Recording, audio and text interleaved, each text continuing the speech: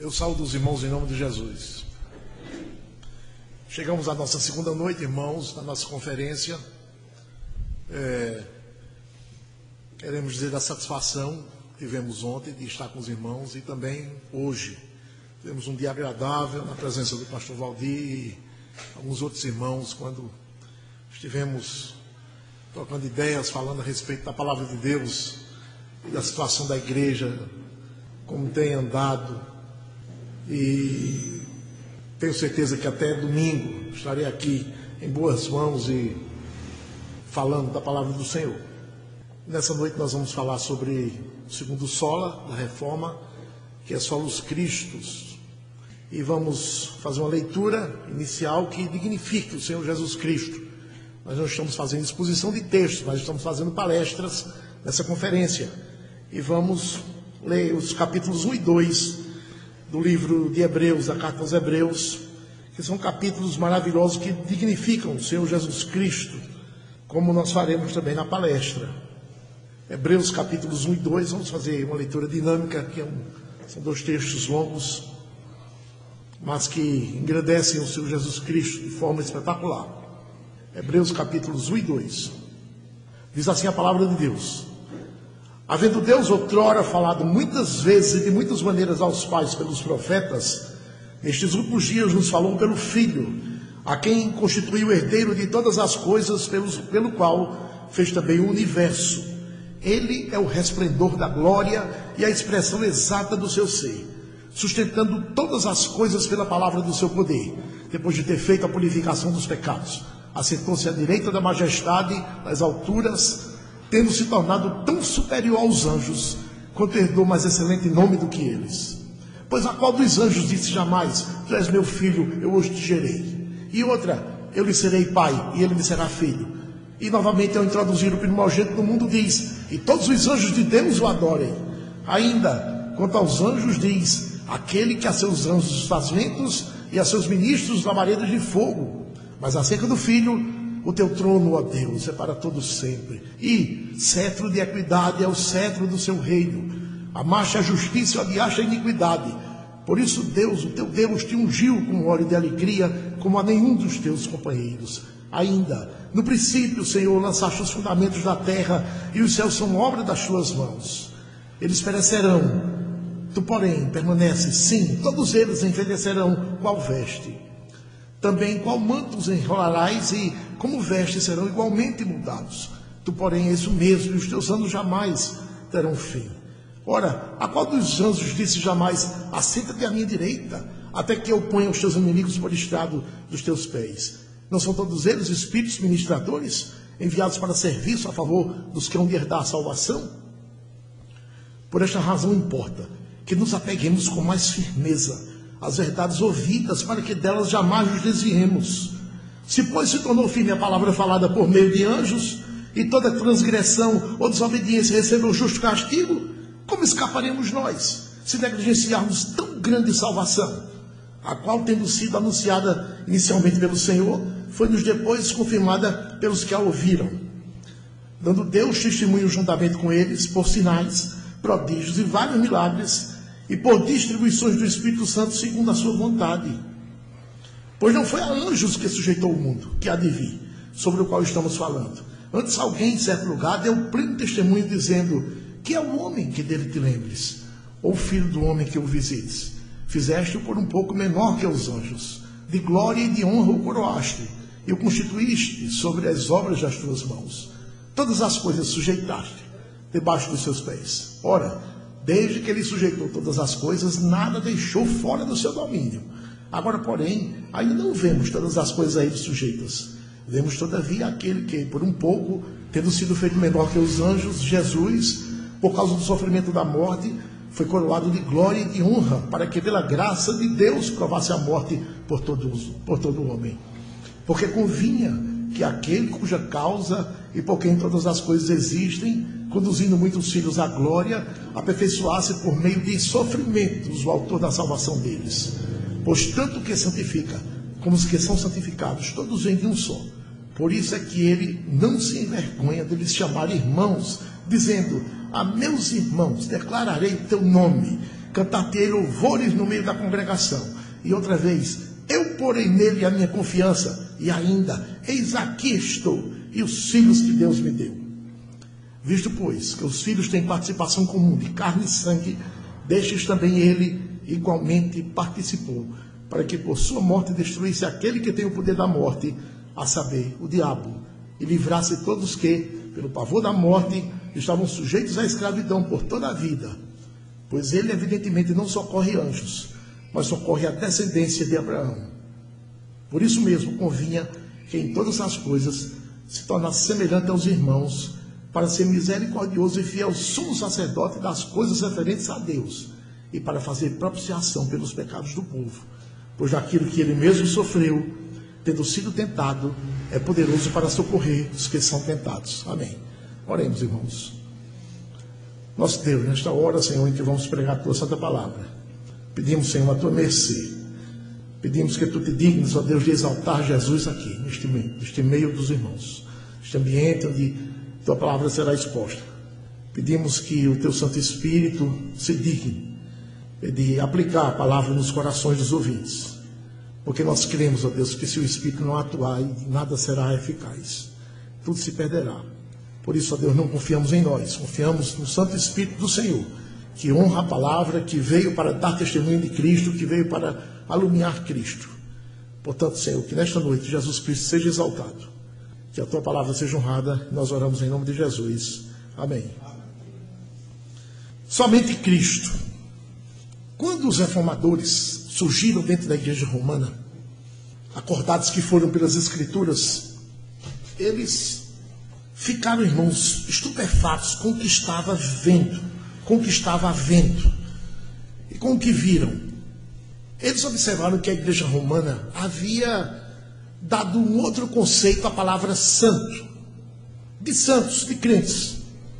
Eles viram que, contrário à Escritura, a igreja romana tinha dito que santo era um homem descendente de Adão que agora ficou enclausurado num mosteiro tal e se tornou uma pessoa impecável, descendente de Adão impecável. A igreja romana criou esse conceito. E essas pessoas, quando morriam, impecáveis morrem? Não morrem. E essas pessoas, quando morriam, iam para o céu. E no céu ganhavam o status de intercessor. De tal forma que as almas aqui da terra poderiam se dirigir a esses intercessores. E eles, por sua vez, falavam com o presidente lá no céu, Deus, pedindo a favor das almas das quais receberam os pedidos. E a Escritura, irmãos, estava completamente relegada. Eles viram na Escritura que não é assim. Que todos os descendentes de Adão são pecadores, nascem pecadores. E continuam pecadores até morrer. É verdade que pelo novo nascimento eles são separados. E a Escritura aponta para eles e diz, são santos. Mas santos no sentido de separados. De não viver mais atolado no pecado.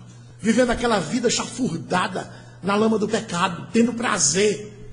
É verdade que esses santos, no conceito da Escritura, ainda pecam. Por isso que João disse, se dissermos que não temos pecado, a nós mesmos nos enganamos e a verdade não está em nós. Então esse é o conceito de santo segundo a Escritura. E esse santo morre. E o seu corpo vai para o pó e o seu espírito vai para Deus. E lá ele fica em consolação. Ele fica sem qualquer notícia daqui de baixo. Fica na presença do Senhor. O Senhor continua a sua administração da criação, mas os santos que partiram para lá, de forma nenhuma. Então a igreja romana criou essa conceituação de santos intercessores.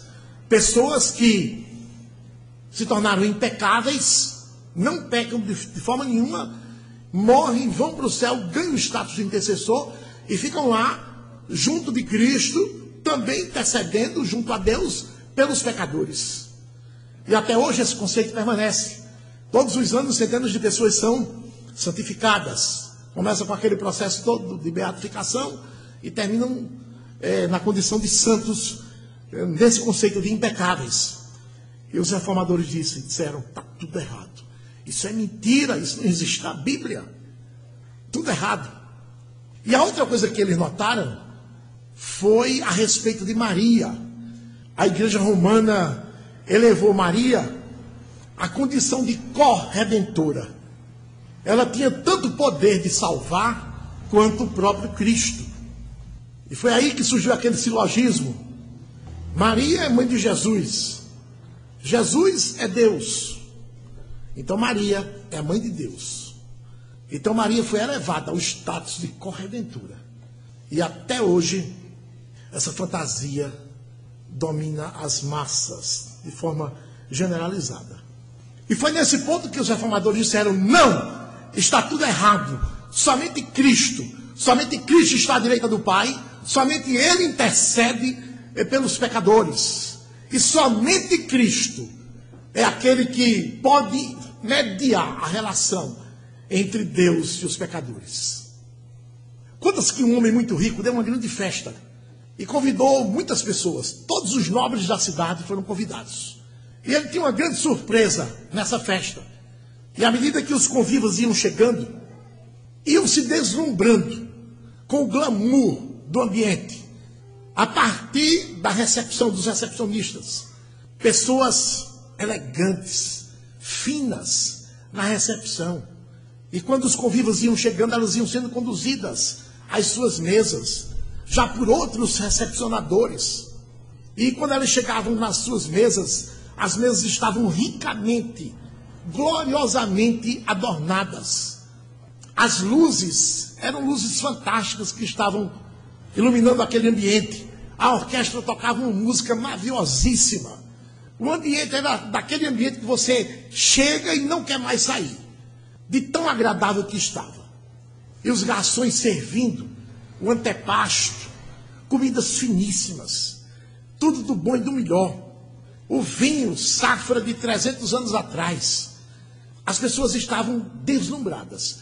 Umas se olhavam, se entreolhavam e diziam assim: nunca vimos nada igual. Nunca vimos nada igual.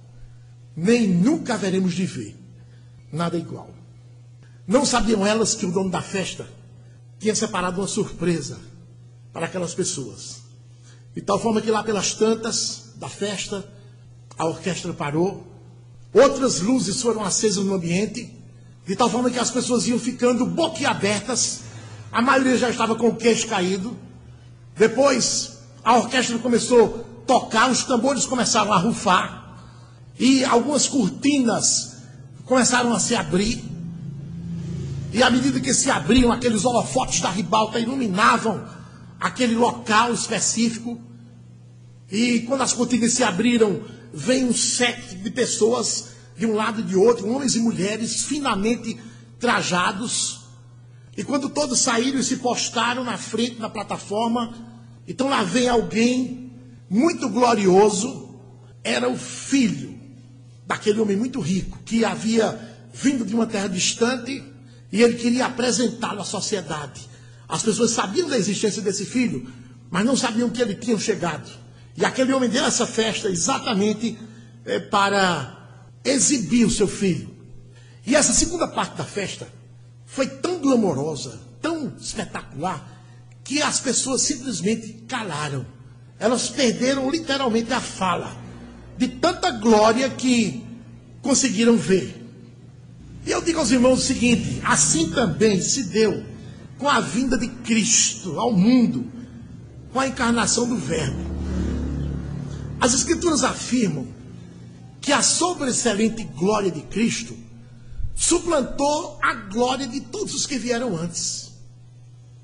Os profetas que vieram antes, homens piedosos, Moisés, Abraão, Samuel, Davi, todos os salmistas, Asaf, o sábio Salomão, cuja glória e esplendor nunca foi sequer igualado. Isaías, Jeremias, Daniel, Hebreus 11, nos vimos ontem, que diz: homens dos quais o mundo não era digno. Homens que tinham uma glória espiritual impressionante. Pois a glória do Filho de Deus, as Escrituras dizem que era sobreexcelente. Quer dizer, era mais excelente do que a glória junta de todos esses heróis da fé. A Escritura diz acerca do Filho que nele reside toda a plenitude. Afirmam que todas as coisas foram feitas por ele, sem ele, nada do que foi feito se fez. As Escrituras apontam para Jesus e dizem: eis o Cordeiro de Deus que tira o pecado do mundo. Por isso que Paulo disse assim: Cristo em vós, a esperança da glória. Ele está dizendo: se Cristo está em você, pode esperar que a glória do Pai vai ser reabilitada em você. Cristo em vós, a esperança da glória. Cristo está em você, espere. Espere que a glória vai ser plenamente reabilitada em você. O manual, meus irmãos, a Escritura, como vimos ontem, ela contém todas as instruções para que a glória de Deus seja reabilitada plenamente no homem caído. Agora, é preciso que uma pessoa venha encarnar a palavra de Deus, conferindo autoridade, conferindo vida, acendendo as letras, conferindo vida, revestindo as palavras do manual de vida e repassando para o pecador. Cristo, então, é esse agente da reabilitação. É aquele que pagou a reabilitação da pessoa. É o arquiteto, o artífice. Ele é o construtor dessa reabilitação. É o eterno Filho de Deus, irmãos. Aquele que foi precedido de glória, glória dos seus profetas que vinham falando a sua palavra. Pedro diz que todos os profetas que vieram antes dele, o Espírito de Cristo estava neles. Então Cristo é essa pessoa. A grandeza dele, irmãos, é tal que é dito na Escritura que ele é tudo em todos. Ele é o alfa e o ômega. Ele é o princípio e o fim. É a porta, a água da vida, o caminho, a verdade, é a vida, o príncipe da paz, o reabilitador, o Deus forte, Pai da eternidade, sustentador de todas as coisas, aquele que detém em si tanto o poder de salvar como a salvação. Ele é o Salvador e ele também é a salvação. A sua magnitude, meus irmãos, é tamanha que não se pode comparar com nada. Por isso que o profeta pergunta, falando da parte de Deus: a quem me comparareis? A quem me comparareis? Diz o santo. Ele é o motivo da Escritura, a razão do Antigo Testamento, a razão do Novo Testamento. É o Senhor soberano da história. Ele comanda a sua vida. Ele decidiu criar você. Ele determinou o tempo em que você ia existir. Determinou os limites da sua habitação. Os irmãos que moram em Petrolina, que moram em Juazeiro, moram porque Deus determinou o limite da sua habitação. Os irmãos que moram no século 21, 20 passando para o 21, moram nesse século porque Jesus determinou o tempo em que cada um ia existir. Foi isso que Paulo disse no Areópago de Atenas, em Atos 17. Mas, irmãos, apesar de toda essa magnitude impensável, Jesus Cristo ele tem um título deveras singular: Emanuel, Deus conosco. Isso significa que, embora ele seja aquele Deus transcendente, Deus criador, que tem o mundo nas suas mãos, aquele que conhece os 7 bilhões de pessoas que estão atualmente na face da terra, conhece os pensamentos, dá ordem a respeito de todos eles. Apesar dessa transcendência toda, ele é também aquele Deus imanente, aquele Deus que está aqui perto de nós, aquele Deus que nos escuta, que escuta a nossa angústia, que escuta a nossa confissão, aquele Deus que conhece o nosso choro. O anjo disse: coloquem o nome do menino Emanuel. Emanuel, que quer dizer Deus conosco. Então, irmãos, de que maneira ou por quais razões ecoa esse substrato da Escritura, o solus Cristo? O que é que quer dizer somente Cristo? Quais são as implicações? Em primeiro lugar, irmãos, prestem atenção. Cristo Jesus, Deus, é a pessoa que restaura a glória de Deus no pecador. Tendo perdido a glória de Deus mediante a queda no pecado, aí o homem se tornaria irremediavelmente perdido. Se tornaria. Tempo verbal imperfeito, não é? Se tornaria caso o pai não tivesse contemplado no seu decreto uma solução invencível. E a solução que o pai contemplou foi convocar o seu próprio filho para reabilitar sua glória, que se apagou. Na obra-prima da criação, conforme diz o Salmo 8, o homem. Então Deus escolheu. Para essa tarefa foi necessário que Deus operasse. Deus, no seu decreto, ele determinou. Porque o homem defunto nada podia fazer. E foi preciso que Deus mesmo fizesse, irmãos. Então ele escolheu e destinou o seu filho, Cristo Jesus, como mediador para reabilitar essa relação. O profeta Isaías disse no capítulo 42, versículo 1, assim: eis aqui o meu servo. O pai apontando para o filho: eis aqui o meu servo, a quem sustenho, o meu escolhido, em quem a minha alma se compraz. Pus sobre ele o meu espírito, e ele promulgará o direito para os gentios. O profeta Isaías, ele disse o momento que Deus apresentou o filho dele como aquele que viria para ser o agente dessa reabilitação. Então Cristo, filho, é chamado de meu servo, meu escolhido, e virá realizar isso no poder do Espírito. Imagine Jesus vivendo na glória, o glorioso, Deus glorioso, o Pai o convoca. Será que ele disse assim: meu Pai, eu descer, meu Pai, abandonar minha glória, esquecer um pouco da minha condição de Deus, para ir àquele mundo maldito, tu mesmo amaldiçoaste, meu Pai, por conta do pecado. E o Senhor quer agora que eu vá descer, encarnar, me tornar homem, viver como servo e morrer por aquele povo pecador, um povo inimigo teu. O Senhor quer que eu faça isso, meu Pai? Será que Jesus disse isso? Será que Jesus obstou o plano? Será que Jesus obstaculou o plano, colocou dificuldades? Será que ele veio de má vontade para cá? O Salmo 40, versículos de 7 a 10, mostra a reação de Cristo quando foi convocado para essa tarefa.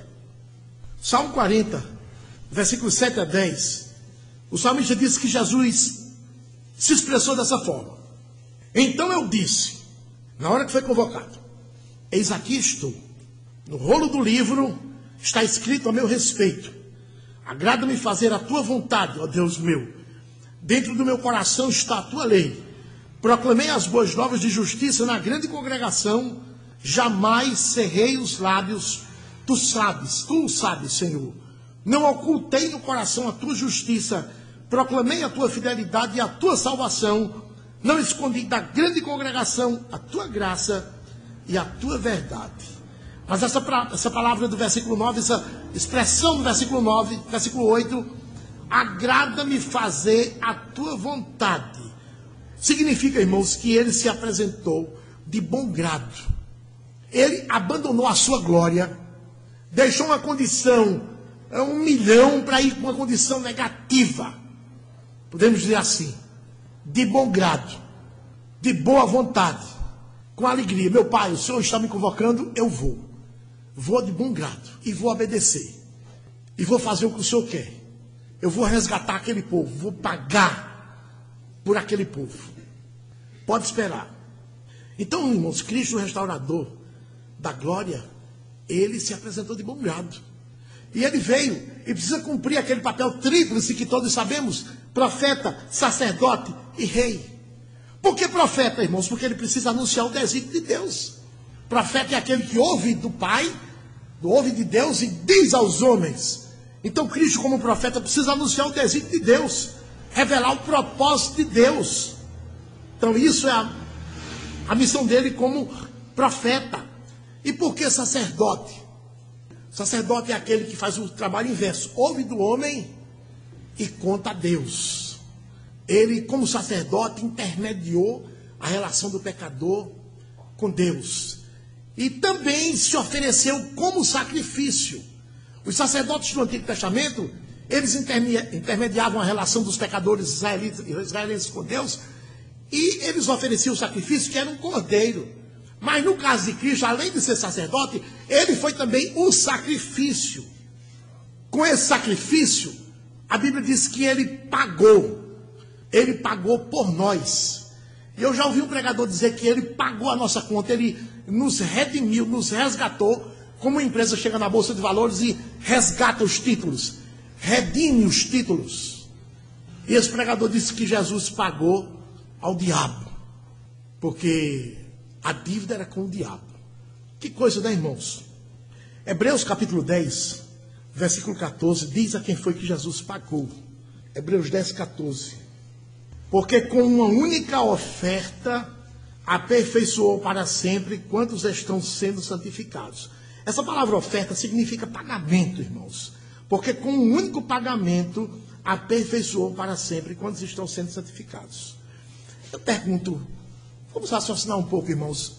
Quem era que estava ferido por nossa causa? Por que Cristo teve que pagar? Quanto ele teve que pagar? E a quem ele teve que pagar? Os irmãos sabem que por conta do nosso pecado, nós nos afastamos de Deus. E ficamos debaixo da ira de Deus. Todos os canhões da ira de Deus estavam apontados para nós.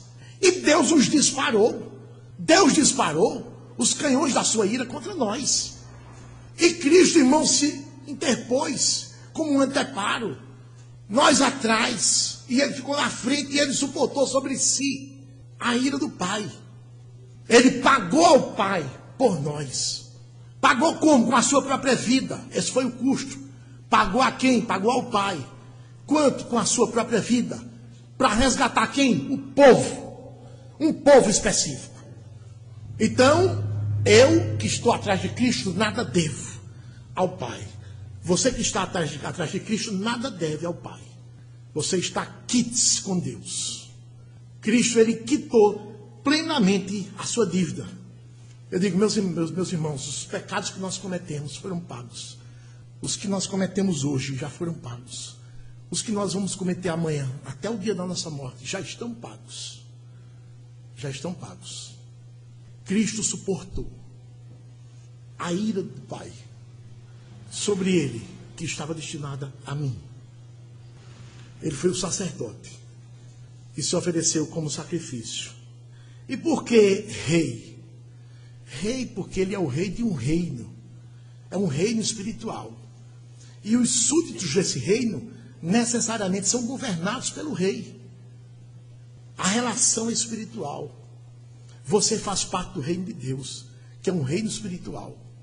E você é governado por Cristo. Então, ele é o rei desse reino. Para aqueles que não entendem, meus irmãos, a gravidade do pecado, para aqueles que não compreendem o estrago que o pecado causou e produziu no homem, devem se lembrar que a hecatombe foi tamanha que somente Deus foi capaz de dar uma solução. Homem nenhum foi capaz de dar uma solução. Anjo nenhum, ser celestial nenhum foi capaz de dar uma solução. Somente o próprio Deus. Jesus Cristo é Deus. Ele é a solução de Deus. Ele e o Pai são um. O Filho de Deus, meus irmãos, segunda pessoa da Trindade Santa, é o próprio Deus eterno, que se nos mostra no resplendor da glória do Pai. Ele é da mesma essência que o Pai. Essa é a magnitude do Senhor Jesus Cristo. A profecia de Isaías diz a respeito do Messias: o seu nome será Emanuel, que quer dizer Deus conosco. Ele está aqui, Cristo em vós, a esperança da glória. Nada de Maria, nada de santos intercessores. Solos Cristo, somente Cristo. Essa foi a primeira lição. Cristo, Jesus, homem, é a pessoa que restaura a glória de Deus no homem. Segunda lição, Cristo Jesus, Deus, é a pessoa que restaura a glória de Deus no homem.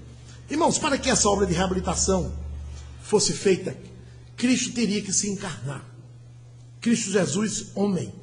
A resposta é, se Adão foi aquele que desobedeceu, e sendo ele um homem, então outro homem deve se levantar para fazer aquilo que Adão não conseguiu fazer.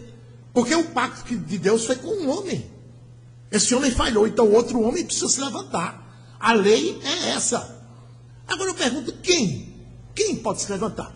Se todos os descendentes de Adão nascem contaminados com o pecado de Adão, quem pode se levantar? Quem poderia se levantar? Então a resposta nenhum dos seus descendentes serviria para essa tarefa. Assim, Deus mesmo desceu e encarnou na pessoa do seu Filho. Por isso que Cristo é Deus conosco. Aquele que veio para estar conosco, para nos redimir, para nos reabilitar. E ele veio, irmãos, e graças ao Pai, ele não prevaricou como Adão prevaricou. Ele foi perfeito. Ele foi um bebezinho. Ele nunca fez uma malcriação com a mãe dele. Ele foi crescendo, se tornou um menino, depois um júnior, um adolescente, um jovem, um rapaz, um homem. Nunca pecou. Nunca pecou. Perfeição absoluta. O livro de Hebreus diz assim: com efeito, nos convinha um sumo sacerdote assim como esse, santo, inculpável, sem mácula. Hebreus 7:26. Qual dos sacerdotes teve essas três características? Santo, inculpável, sem mácula. Arão foi assim? Os filhos de Arão, Nadab e Abiú, foram assim? Os outros levitas foram assim? Santos, inculpáveis e sem máculas? Nenhum, meus irmãos. Todos pecaram e pecaram feio. Por isso que o escritor aos Hebreus diz: nos convinha um sacerdote assim, dessa estirpe, perfeito, sem mácula. Esse sim é eficaz. Os outros não. E o apóstolo Paulo disse: porque há um só Deus e um só mediador entre Deus e os homens, Jesus Cristo, homem. Então, Cristo Jesus, homem, é a pessoa que restaura a glória de Deus no homem. Então, como homem, ele teve fome, teve sede, teve sono, dormiu aquele sono profundo lá no barco, no momento daquela tempestade. Como homem, ele chorou, ele falou, respondeu, tocou as pessoas, foi tocado, colocou crianças no colo, ficou no colo da mãe por muito tempo. Como um homem sofreu, sentiu dores, agonias, tristezas. Foi um homem perfeito, sim, irmãos. Agora obedeceu a lei de Deus durante toda a sua vida. Não falhou em absolutamente nada, meus irmãos. Nenhuma mácula foi registrada. Ele morreu, foi crucificado, morreu, entregou a sua vida. A morte não teve poder de segurá-lo no túmulo. A morte tentando segurá-lo não teve poder. Ele foi mais forte que a morte. Venceu a morte. Chegou na presença do Pai, o Pai analisou a sua prova. Colocou 10 com louvor. Por isso que ele levantou muitos homens caídos em Adão. Levanta muitos homens caídos em Adão. E ainda vai levantar muitos homens caídos em Adão. Ele tem poder para levantar todos os homens. Tem, pastor? Tem. Jesus Cristo vai salvar quem? Somente os eleitos. Mas a obra dele poderia salvar todos os homens? Poderia. Ele mesmo disse: eu tenho poder de salvar todos os homens. Tenho poder. Mas só salvo aqueles que o Pai me deu. Ele disse assim: assim como me conferiste autoridade sobre toda a carne, a fim de que eu conceda a salvação àqueles que me deste. João, capítulo 17, versículo 2. Então, somente Cristo Jesus, meus irmãos. Solos Cristo, gritaram os reformadores. A terceira razão pela qual ecoa o substrato solos Cristo é que Cristo Jesus é o caminho, a verdade e a vida. O relativismo ensina que se uma determinada religião busca Deus, não importa como ela busque, não importa o que ela faça, mas se ela crê em Deus e o busca, ela está conduzindo todos os seus fiéis para o gozo eterno. Esse é o ensino do relativismo. Então, dessa forma, o muçulmano vai para o céu via Maomé. O budista vai chegar através de Deus, através do príncipe Siddhartha. O pessoal lá do terreiro vai chegar no céu mediante Oxum.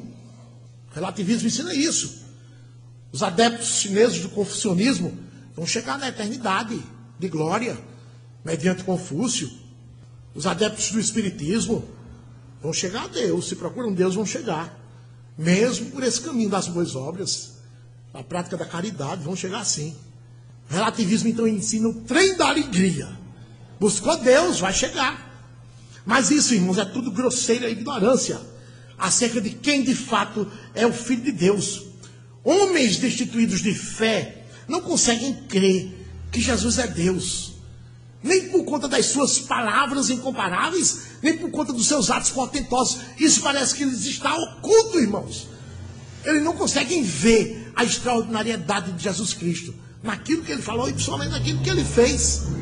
Testemunhado por multidões e nuvens de testemunhas. Jesus, sabemos, não falou em termos relativistas. Se havia uma coisa que Jesus falava, era em termos absolutistas. Ele disse assim: eu sou o caminho, a verdade e a vida. O artigo definido masculino: eu sou o caminho. Certa vez um pregador puritano, pregando sobre essa frase, eu sou o caminho, ele fez uma exegese interessante.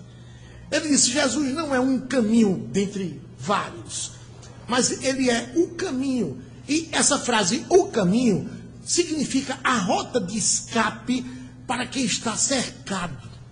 Os irmãos sabem que o cerco é o tipo de ataque bélico em que o sujeito fica encurralado, fica sem saída. Não há escapatória para quem está encurralado, para quem está, melhor dizendo, cercado.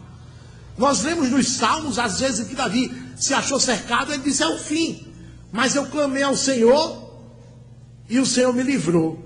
Certa vez ele estava encurralado por Saul e não tinha saída, Saul odiando Davi.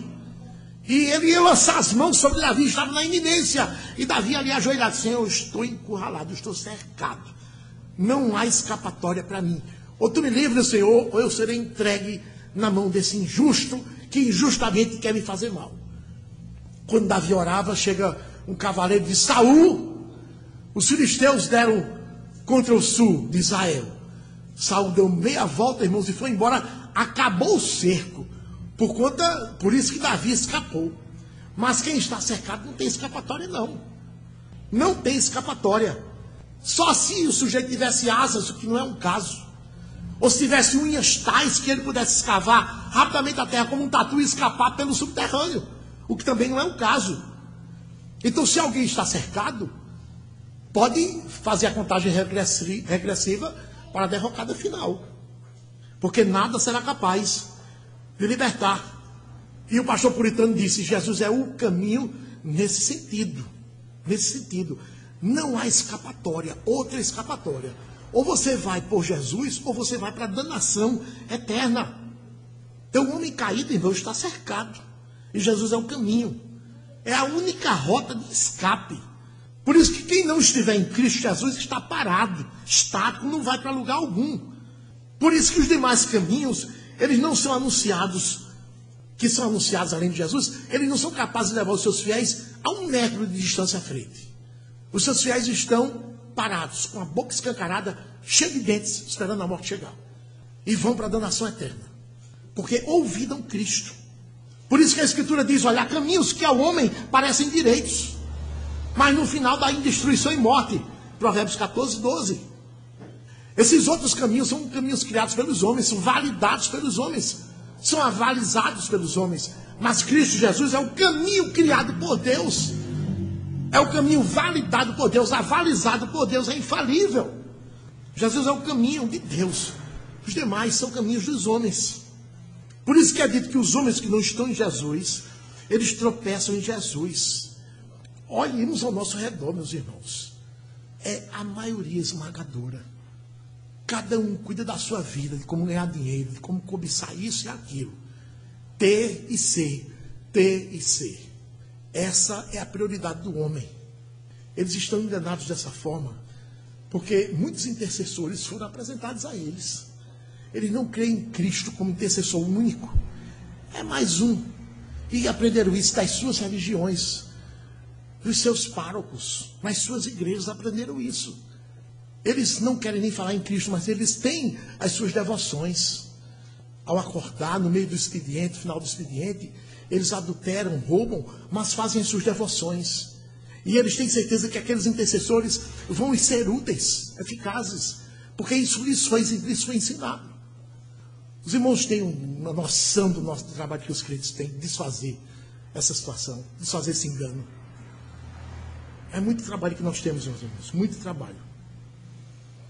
90 e tantos % tropeçam na pedra angular. A Escritura compara Jesus com uma pedra angular. A pedra angular era uma pedra grande, muito grande. Ela chegava a ter muitas vezes 5 metros de altura. Uma pedra pesadíssima, aparelhada. rigorosamente a 90 graus. Ela era colocada na esquina da construção. Alinhava a construção no sentido longitudinal e também no sentido transversal.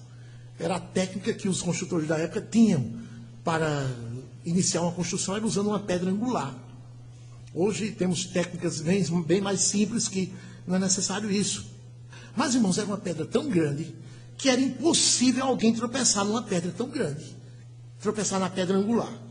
Nós geralmente tropeçamos em pedras pequenas, pedras que estão fora do ângulo de alcance da nossa visão, da paralaxe, né? Mas tropeçar numa pedra grande é impossível.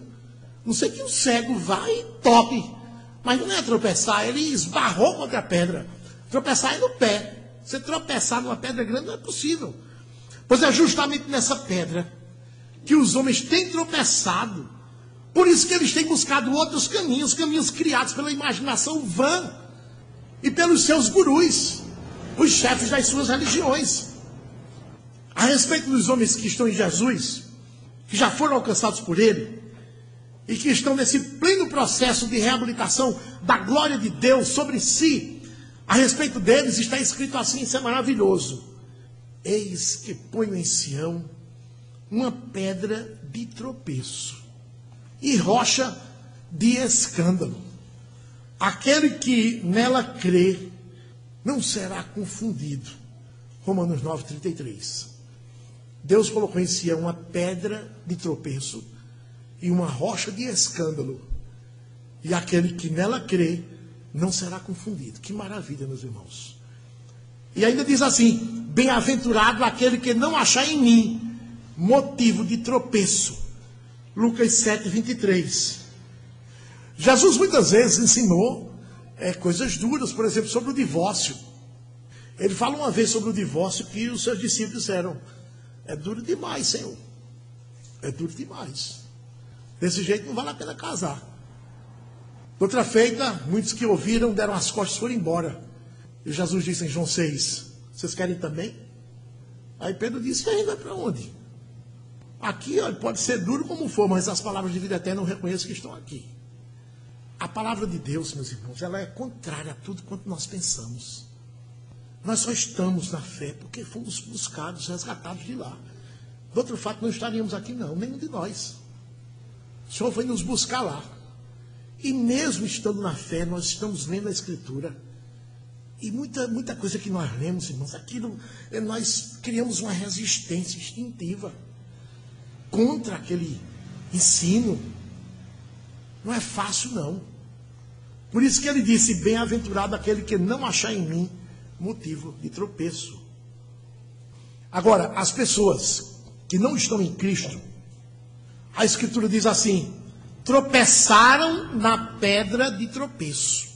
Tropeçaram na pedra de tropeço. Romanos 9:32. Então, fora de Cristo, o homem não vai a lugar algum. Fora de Cristo, o homem não está na verdade. Ele está na mentira, porque Cristo é a verdade. E ele disse a Pilatos, Pilatos, eu sou a verdade. Pilatos disse, e o que é a verdade? Escarneceu da verdade diante da verdade, mostrando toda a sua ignorância. O alto governador romano, Pilatos. Fora de Cristo, meus irmãos, o homem não está na vida, está na morte, porque Cristo é a vida. Eu sou o caminho, a verdade e a vida. Quem não está em Cristo está na morte.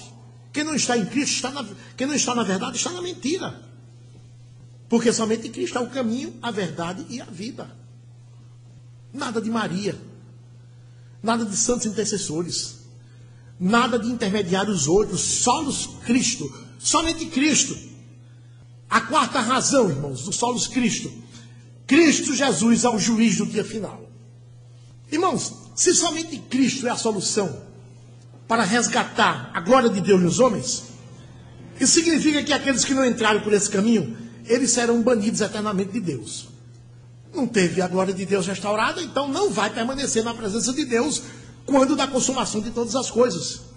Eles estão destituídos da glória de Deus hoje e permanecerão sem a glória de Deus eternamente, definitivamente, na eternidade. No linguajar dos teólogos, em épocas que tombam sobre épocas. Há um período de tempo em que a glória de Deus pode ser reabilitada no pecador. E esse período é durante a duração da sua vida. Depois que a vida de uma pessoa é encerrada aqui na terra, essa pessoa morre sem ter entrado pelo caminho da reabilitação. Então fique certa que nunca mais a glória de Deus será restaurada em você. A Escritura diz claramente que o que se segue depois da morte é o juízo. Por isso que a voz profética que ecoa desde o Antigo Testamento é assim: buscai o Senhor enquanto se pode achar. Buscai o Senhor enquanto se pode achar. Invocai-o enquanto está perto, Isaías 55, 6. E o Novo Testamento, ela diz muitas vezes assim, olha, se você observar lá, hoje é com H maiúsculo. Ele personaliza o dia. Se hoje ouvides a sua voz, não endureçais os vossos corações, Hebreus 3,15. E ainda, quem tem ouvidos para ouvir, ouça, Apocalipse 3,6. E o apóstolo ainda diz assim: eis agora o tempo sobremodo oportuno, eis agora o dia da salvação, 2 Coríntios 6:2. E alguém perguntará: pastor, o que é que acontecerá com alguém que morreu sem ter entrado pelo caminho de Jesus Cristo? O que é que acontecerá? A Escritura responde que será banido eternamente. Porque se alguém não ama o Senhor Jesus Cristo, seja anátema, é maldito. 1 Coríntios 16:22. Talvez o texto mais contundente, irmãos, a respeito do que está escrito, é o que está escrito em 2 Tessalonicenses 1, de 7 a 9, que diz assim: quando do céu se manifestar o Senhor Jesus Cristo, com os anjos do seu poder, em chama de fogo, tomando vingança contra os que não conhecem a Deus, e contra os que não obedecem ao Evangelho de nosso Senhor Jesus Cristo, estes sofrerão penalidade de eterna destruição, banidos da face do Senhor e da glória do seu poder. Está escrito, irmãos, 2 Tessalonicenses 1, de 7 a 9. Fala no Jesus botando fogo pelas narinas.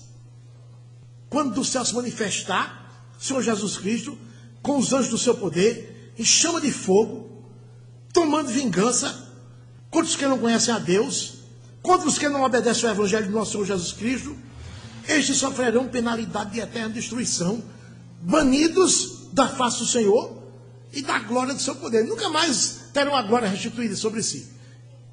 Por isso serão banidos da face do seu poder.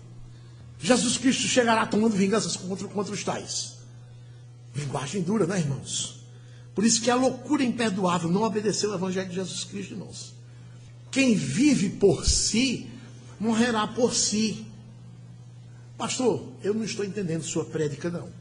O senhor acabou de dizer no ponto anterior que Jesus Cristo é o caminho, a verdade e a vida.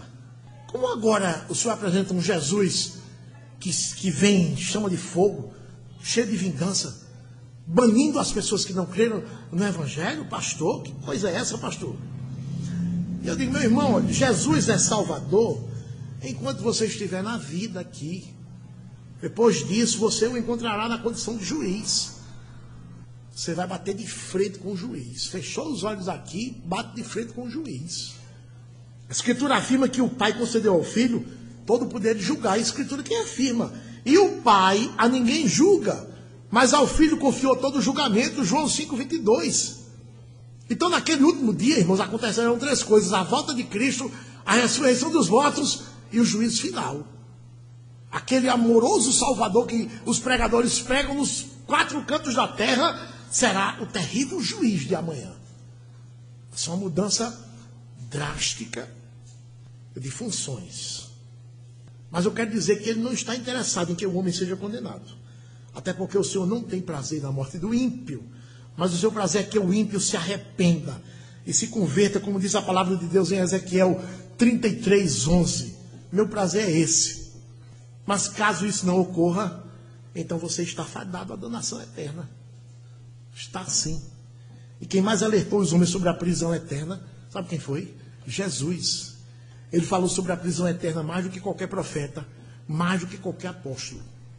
Quem mais falou sobre o inferno foi Jesus. Quem mais ama, não é, irmãos? Mais adverte do perigo. É sempre assim. E Jesus utilizou palavras humanas, sabe, irmãos, para nos dar ideia do sofrimento e da condição de terror que é o inferno. Ele procurou as palavras adequadas e procurou no linguajar humano as palavras que pudessem transmitir maior agonia, maior dor, maior terror, para que nós tivéssemos uma noção do que seja o inferno. Ele disse assim: e os lançarão na fornalha acesa. Quando eu escuto a expressão fornalha acesa, quando nós escutamos, nós imaginamos algo terrível. Na verdade, uma fornalha acesa, onde o fogo está lá consumindo tudo. Nós imaginamos isso. Ele disse ainda assim: lá haverá choro e ranger de dentes. Choro para mim é sinal de tristeza. Ranger de dentes para mim é sinal de ódio. Algo ruim. João Calvino dizia que os homens chorarão por conta das dores. E rangerão os dentes por conta do ódio contra Deus, que os mandou para aquela prisão terrível. O inferno, disse Jesus, é o lugar onde o verme não lhe morre e o fogo não se apaga. Marcos 9,46, essa expressão o verme não lhe morre, o sentido é a picada de um escorpião. Alguém aqui já foi picado de escorpião? Eu já fui. É uma picada que a dor tem uma intensidade no começo e depois aumenta, irmãos. Ela aumenta. Quando nós sofremos uma pancada qualquer, sentimos uma dor forte, mas ela diminui. No caso da picada do escorpião é o contrário. E Jesus quis transmitir que as pessoas que estão no inferno, ou que vão para lá, elas serão atormentadas como se fosse uma picada de um escorpião, onde o verme não lhe morre e o fogo não se apaga. Ele ainda usou expressões terríveis como trevas exteriores, em Mateus 22:13, abismo, Apocalipse 21, aliás. Mas os homens escutam sobre isso, sobre o inferno, escarnecem, não demonstram qualquer temor. E a respeito desse, a Escritura diz assim: eu, porém, vos mostrarei a quem deveis temer. Temei aquele que, depois de matar, tem poder para lançar no inferno. Sim, digo-vos, a esse temei. Lucas 12:5. Você duvida do inferno? Ah, pastor, não creio que exista o inferno, não. É incompatível com esse Deus amoroso. É incompatível. Eu digo a você, o prefeito da cidade constrói uma delegacia, o governador do estado constrói um presídio, o governo federal constrói uma penitenciária, um presídio. Todos têm direito de construir para trancafiar os inimigos da lei, aqueles que não podem conviver em sociedade.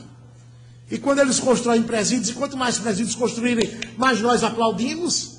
Eles que são governadores humanos têm direito de construir, e o soberano Deus não tem direito de construir um presídio para trancafiar todos os seus inimigos, aqueles que desobedeceram a sua palavra. Não tem. É engraçado isso, né? Para aqueles que não creem no inferno.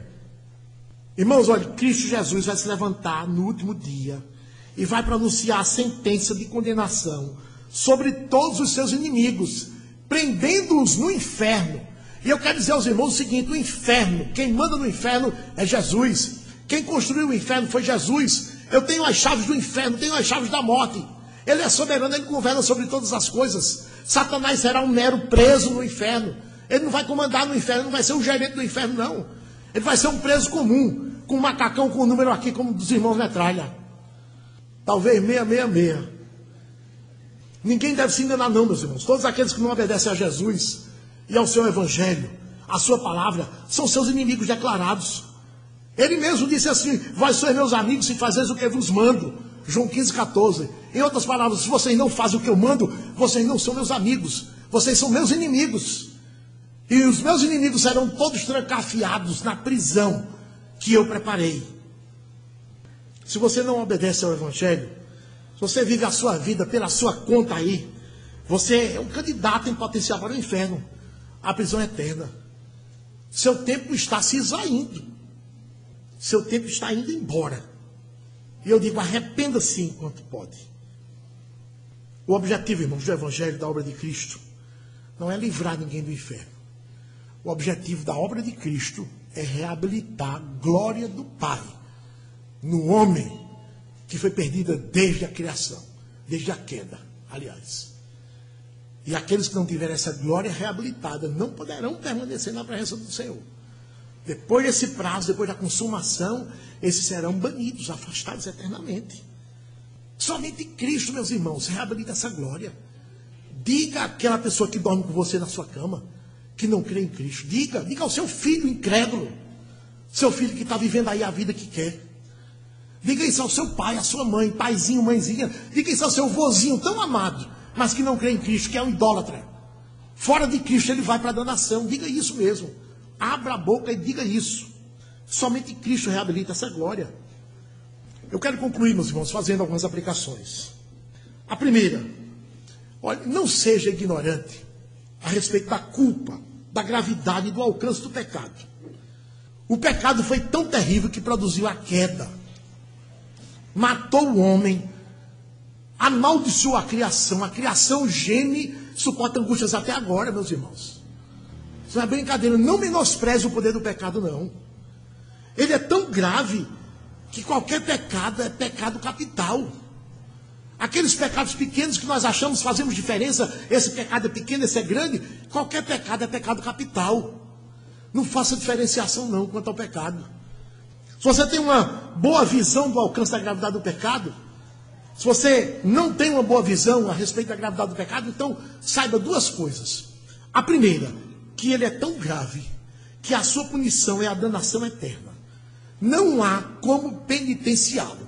Por isso que o inferno não é uma penitenciária, que você vai, passa um tempo e sai. O inferno é um presídio eterno, saiba disso.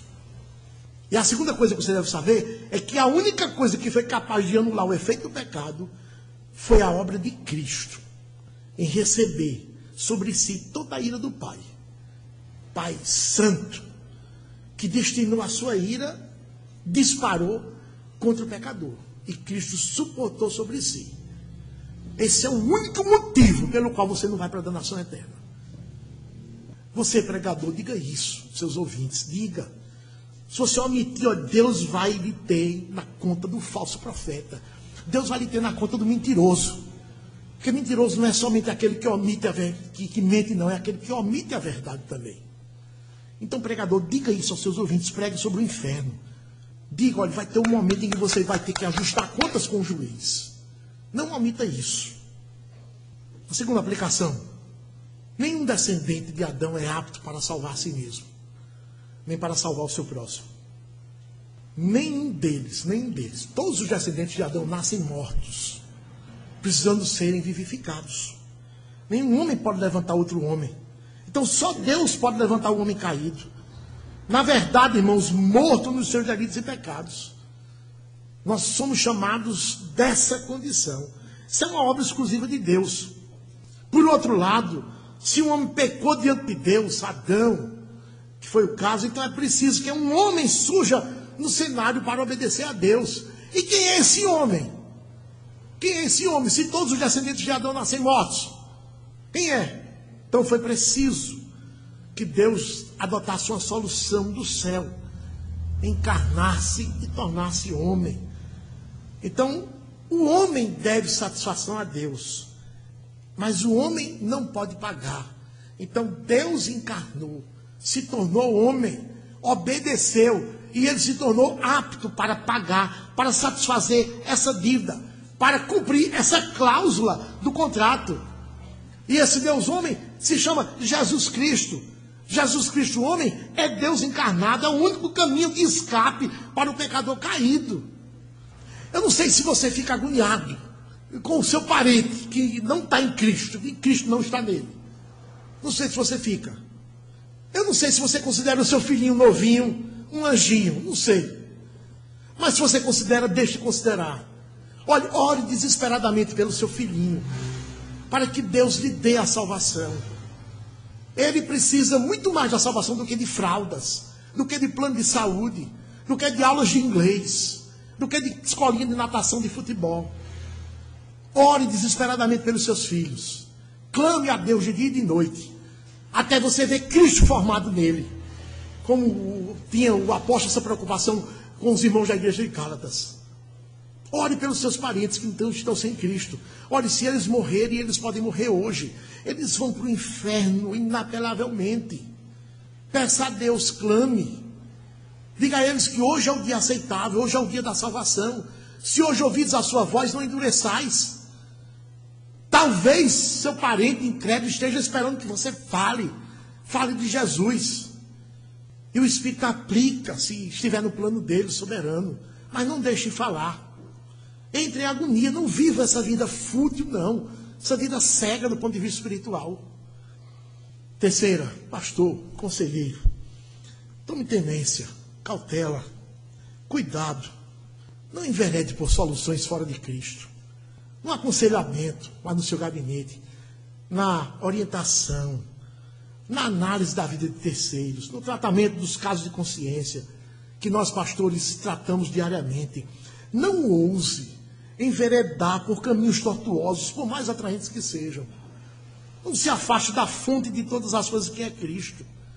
Será que não basta saber, pela Escritura, que em Cristo estão escondidos todos os tesouros da sabedoria e do conhecimento? Será que não basta para você saber, como a Escritura diz, que nele reside toda a plenitude?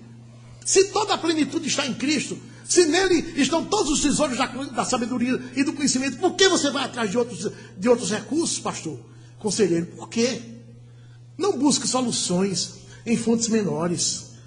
Se você fizer isso, você estará afrontando Jesus Cristo, minimizando a sua glória. E ele não vai abençoar, não, você, o seu ministério, o seu aconselhamento.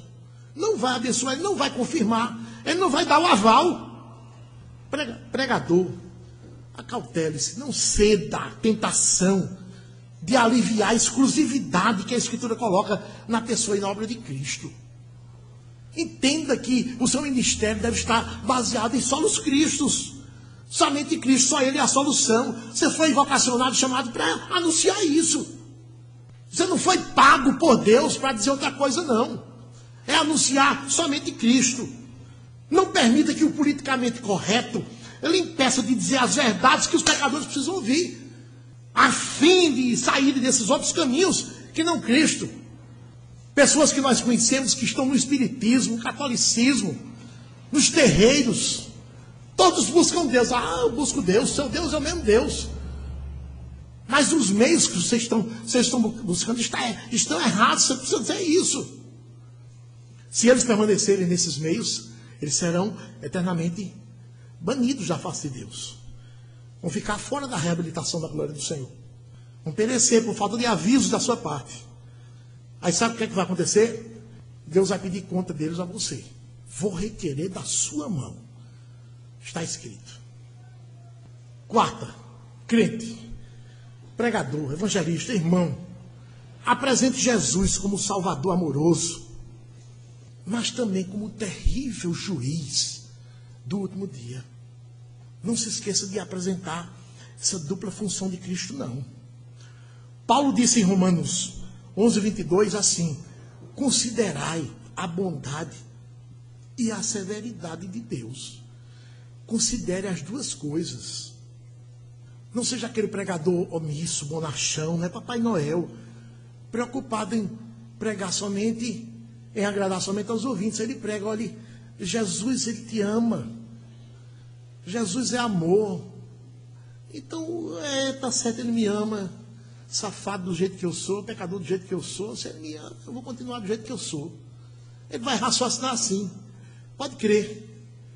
Apresente a bondade de Deus, sim, mas apresente também a severidade. Procure agradar a Deus, sendo fiel a Ele, dizendo ao pecador o que Ele ordenou que você dissesse. Não apresente Cristo somente como Salvador, mas também como juiz, e juiz terrível, viu? Diga aos pecadores que o tempo deles é enquanto eles estão vivos aqui na terra. Diga que não tem encarnação, não, que isso é mentira.